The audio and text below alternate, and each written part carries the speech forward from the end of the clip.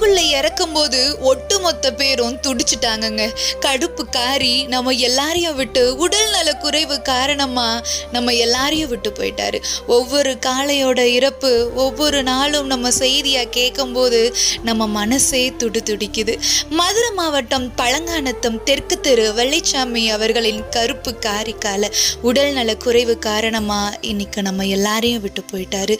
ஜல்லிக்கட்டுல அப்படியே அந்த கொம்பு தோரணையில கருப்பு உருவத்துல ஜல்லிக்கட்டுல அப்படி ஒரு கம்பீரமா வரக்கூடிய ஒருத்தர் இன்னைக்கு அந்த கம்பீரமே சரிஞ்சு குழிக்குள்ள அவரை புதைக்கிற நிலை வரும்போது யாரோட மனசும் தாங்கல.